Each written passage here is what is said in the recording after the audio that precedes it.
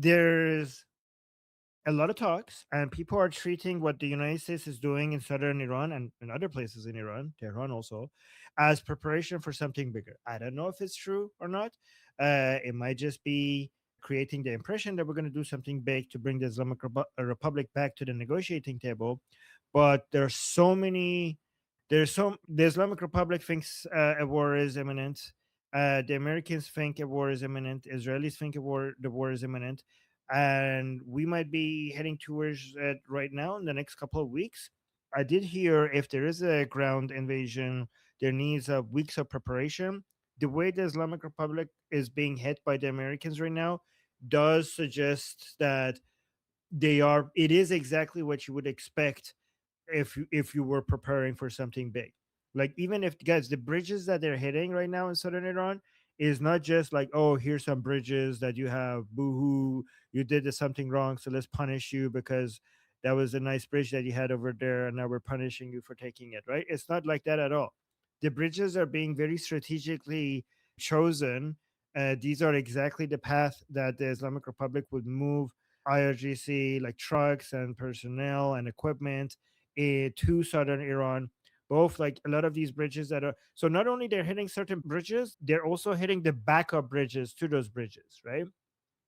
This is exactly what you want to do if you would want to do something even bigger in southern Iran, and you want to make sure that you are making it difficult for the Islamic Republic to move around and bring resources, but also wouldn't even be able to retreat if they get stuck. Even the ones who are there would get stuck there and could be sitting ducks over there the way that they're hitting the bridges, right?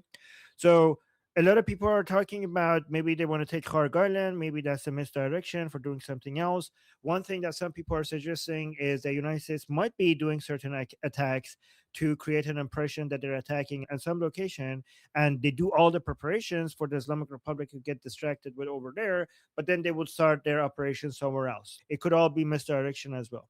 But Kharg Island is obviously something that people discuss because President Trump constantly brings it up, but that might be misdirection. We also see people talking about maybe the Americans are getting ready to hit to Pickaxe Mountain. Some people are suggesting that there's just going to be more infrastructure. They might be going for the power plants and stuff like that. We don't know. We don't know. But everybody's treating it as if something big is going to happen. There is a discussion where the Islamic some people within the Islamic Republic thinking that the Americans are bluffing because President Trump himself admitted that the oil reserves are dangerously low, and that might limit what they want to do. Again, a lot of people are saying, well, you could replace that with what you could get from Iraq and Venezuela and stuff like that.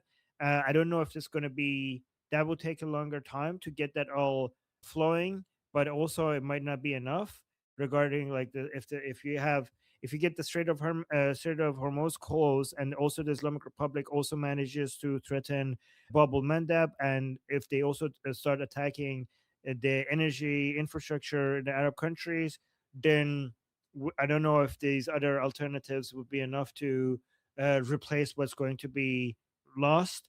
They're also putting sanctions on Russia right now. Like, this is something Lindsey Graham was pushing for. I don't know if that went through or not, but that would add to the amount of oil that is going to be taken out of the market. So that would make it even more difficult for the United States to continue. However, the United States is demonstrating that they are very capable of doing a lot of things. The images of the Marines boarding a ship of the Islamic Republic, a tanker that was trying to go through the blockade, is epic. It's really epic. That is going viral. It's a very badass picture. The Iranians are loving it and sharing it.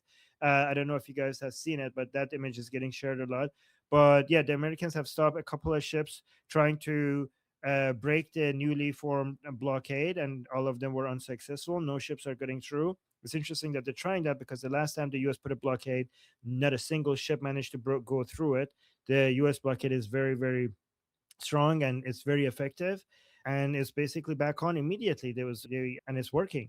So that would be devastating to the Islamic Republic right now. They're already struggling, and this will make their job more difficult. So as much as we keep talking about the Americans not having enough oil reserves as a cushion to be able to go back to a huge military operations, the blockade by itself will might be able to be effective. And it has to be, that not only it stops the oil coming out of Iran to block that, but it also has to find a way to be very effective at getting everyone else's oil, to basically completely block the oil from Iran, but also provide safe passage for everyone else's oil to make sure that the oil reserves are not being too severely impacted. We'll see what happens. Venezuela and Iraq right now being in the sphere of influence of the United States really helps with maybe reducing some of the pressure on the United States to be able to carry this out. We'll see though. We have to keep an eye on oil prices. But speaking of limitations, the main limitation right now on the Islamic Republic is that none of this will be that big of a deal if they can't put pressure on Bab el-Mandeb. This is why the Houthis who were leaving Ali Khamenei's funeral, when they were coming back to Sana'a airport, they were carrying guns and ammunition. They were carrying weapons that the Islamic Republic gave them because they were being motivated again to act on behalf of the Islamic Republic and put pressure on Bab el-Mandeb. That's why the Saudis bombed the Sana'a airport, and the Houthi plane had to go and land somewhere else in Yemen, but they managed to land anyways, and that's what that explains now the Houthis retaliating to Saudi Arabia. But that would be devastating to Saudi Arabia. They don't want that at all. The whole world actually would be more united against the Islamic Republic if they do that, because that would put a lot of pressure on global markets. If we have both the Strait of Hormuz and Bab el-Mandeb blocked, this will bring China and even Europe aggressively against the Islamic Republic. The Arab countries, I know they haven't done anything significant, and the statements that they put out is like, oh wow, another strongly worded letter against Islamic Republic. Wow, so damaging. How, as much as that's true, it is also telling that the newly strongly worded letters from the Arab countries against the Islamic Republic are more aggressively talking about their right to militarily response, which is telling that they're moving towards that language. Again, I know it's not that big of a reaction, but still. Oh yeah, they regards that. I was talking about the limitation that the Islamic Republic has when it comes to closing Bab el-Mandeb, and that's Pakistan. We have to pay attention. One reason why you see that the Islamic Republic has not been attacking Saudi Arabia a lot, and in all of their revenge posters that they make against for the blood of the supreme leader, for revenge for the blood of the supreme leader, United States is in the revenge. The leaders of United States are in those posters. Israel, leaders of Israel are in those posters. Bahrain, Kuwait, and UAE are in those posters, but Saudi Arabia is constantly missing. None of the leaders of Saudi Arabia are in the revenge posters that the Islamic Republic makes. That should have been, a lot of people should have known that something weird is happening here, because Saudi Arabia was the main enemy, main Arab country that the Islamic Republic was basically at a cold war with before all of this happened. So why is it now that they're threatening everyone except Saudi Arabia, right? So we were wondering, maybe the Saudis were paying them just like the UAE was paying them, so that here's some money, please don't bomb us. And the Islamic Republic were like, okay, thank you. But actually, now we know it's because of Pakistan, because Pakistan has a defense pact with Saudi Arabia, and Pakistan is one of the last. I mean, it could be both, honestly, but Pakistan is one of the last few remaining friends of the Islamic Republic, trying to help them out with negotiations and stuff like that. And if the Islamic Republic uses the Houthis to wage war against the Saudis, that would bring Pakistan into the mix. And the Pakistanis really don't want to get involved with this. So one of the reasons why Pakistanis were very interested in mediating all of this to de-escalate is because they were afraid of exactly what seems to be happening right now. The Houthis get involved, Saudi gets involved, and then the Pakistanis would have to come and basically honor their side of the deal with the Saudis and defend Saudi Arabia against the Islamic Republic. So the Pakistanis don't want to go to war with the Islamic Republic because they share a border with them, and this might bring them into a war with the Islamic Republic, and they are terrified of that happening. So they have been warning the Islamic Republic not to use their proxies to get into a war with Saudi Arabia, and that pressure that Pakistan has had on the Islamic Republic is probably one of the reasons why you don't see Saudis in the revenge posters of the Islamic Republic. Anyways, I talked for too long, so let's see what you guys have to say. Okay, my first response is from Noah. Yeah, so I think a ground invasion is definitely on the cards if not the top of the list. The only slight problem is Russia will use its satellites and send info to the regime that there's a buildup, but regardless of what happens, they're still going to get their butts whooped by the US. Yeah, that's the only thing I'm going to say. Thank you. Jeffrey is next. Hey guys. So as far as Pakistan, well, first off, the nature of the airstrikes that the United States and others unnamed are carrying out, very much smack of shaping operations, targeting all those main bridges and arteries. Like it's meant to isolate nodes, right? So that you can then stop them from moving around and or fix them in place, or at least fix them into a specific area, and then you can destroy those nodes. So bond targeting, again, very much shaping operations. As far as Pakistan's reticence, additionally, the Mullah regime remnants is the proxy of the Chinese Communist Party. Pakistan, the Chinese Communist Party, have certain elements to that. And because they share a land border, you also, like Pakistan, is very vulnerable to, say, insecurity flows that come directly via the vis-a-vis the regime remnants, right? It's not like they have the stopping power of water or a body of water protecting them. So there's that. Still, I mean, they should pick which side they're on. That's pretty much it in a nutshell. Thanks, Jeffrey. Let's go next to Sapir. Hi, we had a couple of reports in Israel that we need to get ready because maybe there will be something, but there's nothing right now happening. Nothing. No one is like no official orders to like stay alert. Just mostly fear mongering. I would like to point out that the head advisor of Mossadegh has said both diplomacy and negotiations as well as war are over. If America continues the war in the next 2 or 3 days, we will enter the stage of enemy's full-scale invasion and annihilation. In the event of activating this strategy, we will no longer settle for retaliation in any kind, and no political border will provide security against Iran's offensive forces. Right now, they are also been starting to post pictures and videos of their attacks, including an attack in a base in Iraq with a direct hit. And this, wait, this is what they shared. So this is what they claim is a direct hit on an American base in Iraq.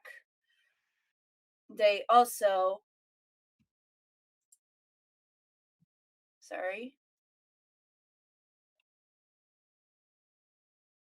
they also have shared this video, which they claim are ships that broke the rules that they put on the Straits of Hormuz that they attacked. For what we know, it's a Thailandic ship, and there are a few dead from it. So it will be interesting to see what will be the next response. What I will say is that what we see in the past few weeks is a lot of pressure from the Iranian people that support the regime, for supporters of the regime that are calling the IRGC cowards, that they are letting the U.S. ruin the south of Iran, and that they have to do something or they will take them down. So the IRGC is right now in a corner where they have to fret and they have to do something, but at the same time, this means pretty much that soon we're going to see the end of the IRGC as we know it. Thank you. Okay, thank you, Sapir. Let me now call on Richard. Thank you very much. I just wanted to mention briefly, if oil reserve shortages are one of the constraints that America has in the current operation, a ground occupation of Kharg Island would actually solve two problems at the same time. If you can control the oil export infrastructure, increase supply, you also don't need, obviously, sanctions or blockades anymore. That becomes American oil. And you can basically turn that weapon they have into a weapon against them. Wait, Richard, if you have Hark Island, you don't have the oil wells. So you're not going to be able to keep pumping oil into the Hark Island. Somebody else from the other end, you need to be operating the oil. Just because you take Hark Island, that doesn't mean the oil will flow. As long as you have people operating the oil wells that brings it to because Hark Island itself doesn't produce the oil, right? It basically the oil is produced somewhere else. They bring it to Hark Island and then they export it from Hark Island. So if you have Hark Island, then the Islamic Republic will just stop pumping oil into Hark Island. Richard, do I have audio? Hello? Yes, go ahead. Hello. Sorry, I'm not sure if you can hear me. Yes, we can. Yeah, so I said, would it be feasible practically then to also occupy some oil production fields for export into Kharg for that purpose, or is that going to be too much of an extension? You think of the Then you have military forces? Then you have to take so many other places, and then you have to find the people who will run them, because those people who run them right now Okay. are government employees. So how are you going to do that? Okay, interesting. I did not know that. Thank you. Thank you. Right. I will call on the next person. That is Monkey. Oh, you don't have to operate it. You can just take what's there. If they got 33 million barrels there, that's a lot. If you can take what's there, you can take what's there. One-time payment That's for one sure. point. One-time payment for sure. Exactly. The point that I was going to go on is keeping the operations ramping up and them having replies is going to stop a saturation attack. Because one of the things they say, well, they're not going to be dumb enough to just keep waiting for a deal, right? Well, there is a psychological side of not releasing your full load, right? You want to hold that and you want to maybe release some attacks, because once you release all your missiles, it's not the same thing to say we're not dealing anymore, nothing's going to happen, we're just going to bomb you to the end of time, and having a earth-shattering strikes than hitting more important stuff and more important stuff and doing it daily and slowly ramping up. That might lead to their retaliation also being slowly starting to hit the Persian Gulf allies, but revealing more of their locations and them slowly depleting their stocks. Because if you put them up against the wall, they're just going to launch everything at Israel and anyone close, and it might be harder to get over saturation attacks.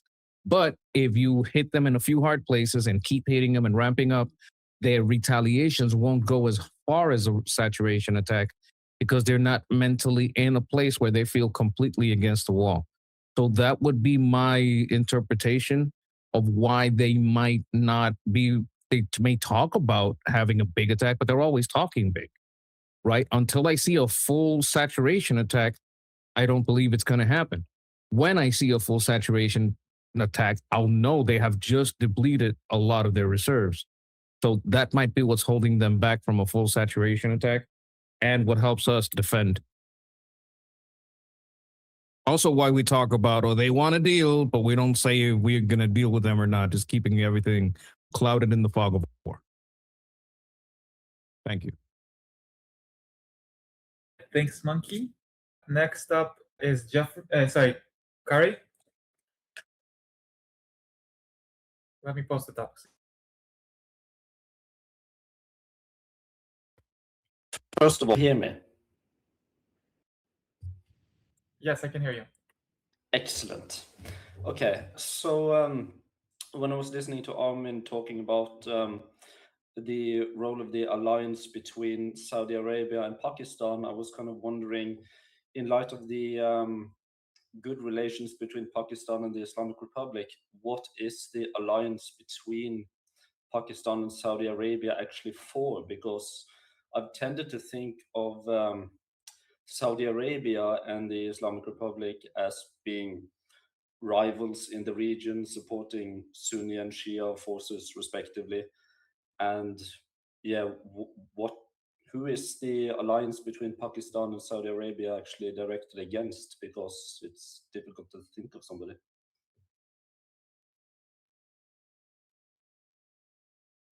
Sorry, I mean, Pakistan and Saudi Arabia have a long history of relationship. There are a lot of Pakistanis that work in Saudi Arabia. They have already had a lot of trade relationships, investments relationships, and also the security relationship existed even before, and this is just increasing.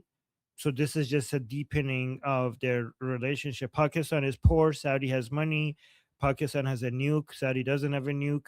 So it makes sense for them to work with each other. Saudi has big expensive toys, but they don't have a lot of people. Pakistan has a lot of people. So it's just economical, cultural, Islamically, both Sunni trade relationship. So, and also, Pakistan needs a lot of money, right? Like they need investments. They're dealing with poverty. Saudis are looking for investing. Pakistanis are looking for being invested in, and Saudi really likes the fact that Pakistan has a nuke, and they don't have one. So there's a lot of there's a lot to work there. Okay, let's go to Jeffrey next. Did that answer the question? Yes, thank you. Okay. Okay. So to bounce off of what Richard and Sketch had said, Karg Island holds roughly between 30 and 33 million barrels of oil. Additionally, the Dark Sea Fleet has about 120 to 140 million barrels of oil. That was actually targeted, ready to go via Operation Sovereign Tide. So you're talking about 170 million barrels. That can definitely buy some time, some cushioning with regards to disrupted oil flows. Usually, depending on how you're going to disperse it, if you're going to use it for U.S. alone, it would give us maybe a month and a half. If you're using U.S. and allies, maybe about 4 weeks, 2 to 4 weeks ish. So it buys you some leeway. As far as what was the other one? Oh, incrementalism. So yes, incrementalism in some ways would maybe act as a cushion towards pushing the Mullah regime to do an all-out attack because they don't go down the esker of prospect there as being risk adverse or risk acceptant, figure they got nothing left to lose. Normally, that would have that normally has some legitimacy. In this case, there's a couple of things there. One, the Mullah regime already knows it's fucked, so they're already operating at extreme domains of loss. Two, they're pseudo-theologically motivated.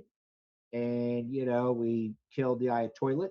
So they're really hopping mad about that. I could give a fuck less about that. It was up to me. I had to take a dump in the ashes. And the other one is incrementalism also has a negative impact. Actually, you and Sketch talked about this in your show about 3 days ago with regards to the Vietnam conflict. So incrementalism, LBJ's approach towards incrementalism, he thought he was sending messages with bombs. And I understand there's strategic signaling. What it did do, though, and it's like not without, I mean, LBJ, you should give him there's a little legitimacy to what he was doing, albeit it wasn't very much. What it did do is provide the Northern Vietnamese operational pauses in time to move around their assets and or to psychologically renormalize, right? It just made a harder adversary. That's actually why we developed the doctrine of shock and awe immediately after Vietnam. And we applied that in the first Gulf War. So what's the difference between the pauses being vis-a-vis LBJ and or the MOU and pauses that occurred recently?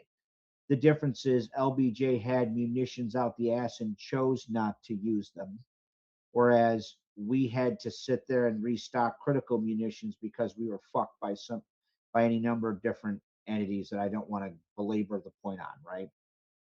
I would contend we should just sit there and obliterate the regime in a massive strike, expanded 5x5 that specifically targets not only all the stuff in the strait, whatever's left, also directly targeting the Mullah regime remnants, IRGC and besieged remnants and leadership down to the lieutenant level, and every other repressive element, physical aspect of the repressive element of the regime remnants, to give the Iranian people the best shot at rising up and liberating their country. Pretty much fuck those mullah assholes. It's time to put warheads on foreheads and put these fuckers under the dirt.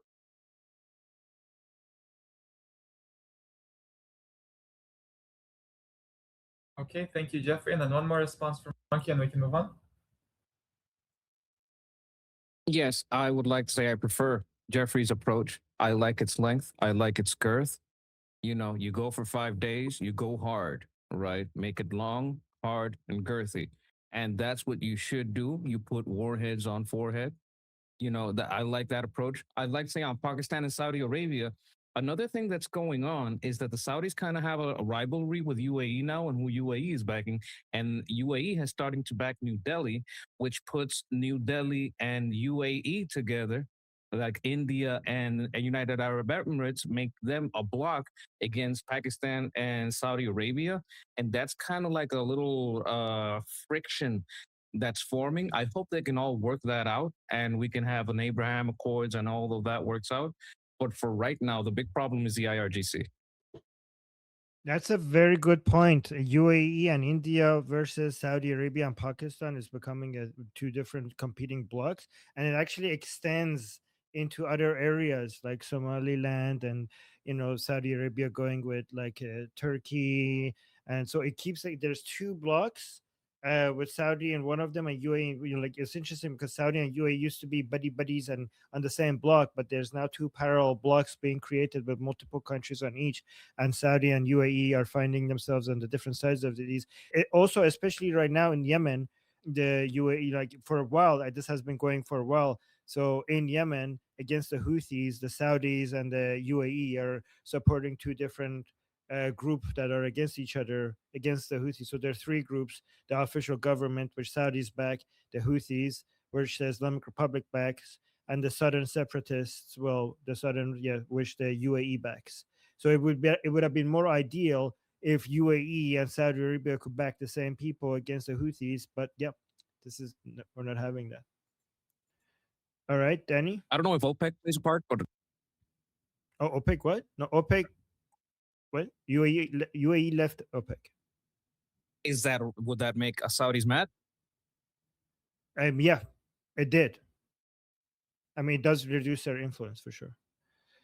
My name is Armin Navabi. I'm an Iranian political analyst with decades of experience fighting the Islamic regime inside and outside of Iran. Make sure you follow me for more, and also make sure you join our discussion group. I'm there almost every single day. Come talk to me there and the rest of the people there in our group calls. It's a great place to meet and talk to people who like talking about politics. The link is in the description and or in the bio. You could also get there by scanning the QR code on the screen. See you there.